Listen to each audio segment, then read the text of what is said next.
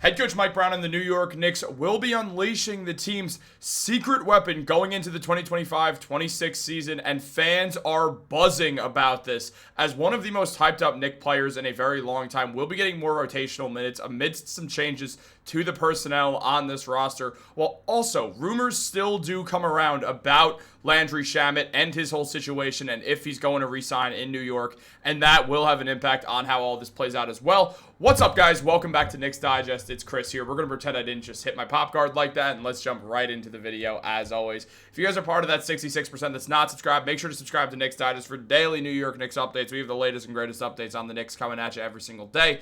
You do not want to miss out on all the fun that we have on this channel. Usually every day we will be posting more than one video, but let's jump into it because when Mike Brown took over this team, a few things were very clear. One of them being that the Knicks were going to be playing with, well, a faster pace, of course, because that's his style of play, but also with more players. It's the Tom Thibodeau era is over, and with that, we're not going to see the Knicks play some of their guys absurdly high minutes. Guys like Mikal Bridges and OG Anunoby, who, because the Knicks did not have a ton of wings and forwards on their team last year, and they were a team with a lot of bigs and some guards as well, it did become this difficult situation where Bridges found himself playing 39.2 minutes per game, and that obviously did lead to a lot of just complaints and fans being worried, and even Mikal Bridges sort of saying the same thing, that it was definitely going to be an issue for the team going forwards. Now, taking a look into everything that's happened, the Knicks do have another wing on this team, and after Summer League, he is now ready to be unleashed, and that is Pome Dier.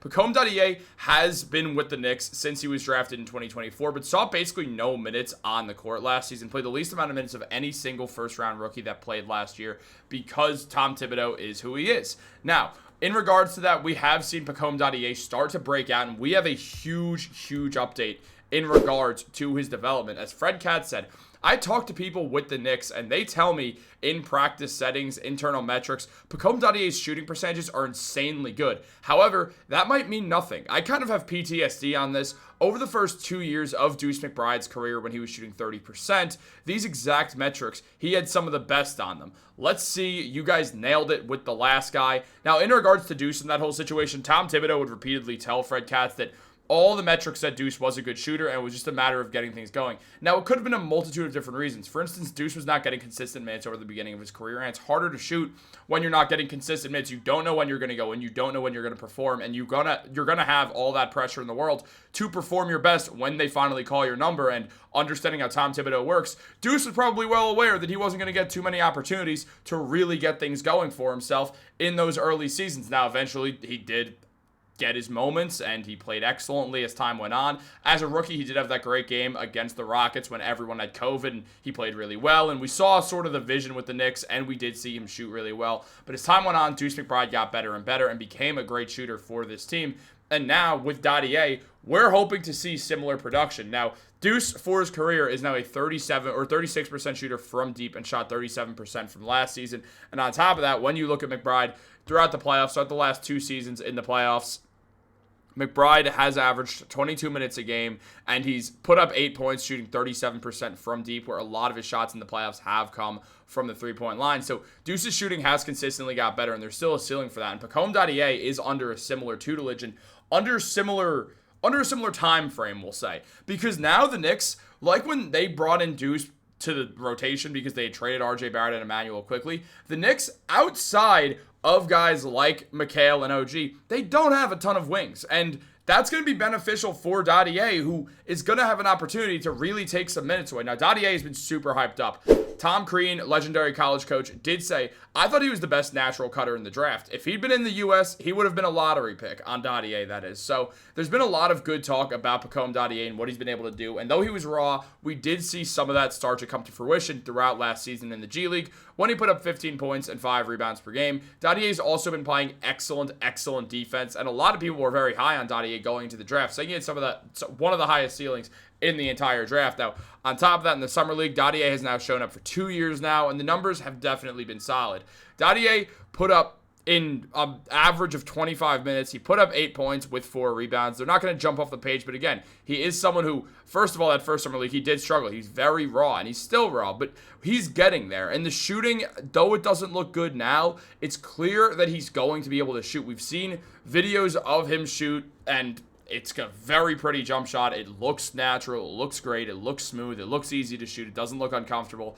There's no hitch in it. It's a very smooth, fluid motion. So Dier is in good position where he should be able to perform pretty much instantly with the Knicks when he gets in there next season, because he's going to be ready to go. He's had a year under his belt of playing G League basketball. It's another year older, and Dier looks like someone who very likely could end up getting the 10th man spot in this rotation. The Knicks will likely run a 10-man rotation, and if that is the case, what we will see is Dier be able to have an opportunity to really get a role with this team. Now, again, it's not going to be a million minutes a night, but it's going to grow, and he's going to grow, and he's going to continue to get better as time goes on. Now, James Edwards of The Athletic did highlight Pome Dier's limited summer league, and he said that what he liked was the way that he finished at the rim in different ways. Unlike Tyler Kolek, who played in the first 4 of New York's summer league games, Dier's experience was cut short due to a left foot sprain suffered late in Game 2. Dier was wearing a walking boot after the injury, and in the Game 1 loss to the Detroit Pistons, the 19-year-old wing finished with 17 points on 8 for 13 shooting, many of which came in the open floor. Summer League head coach Jordan Brink talked about wanting to get Dier the ball in transition and allowing him to have opportunities downhill.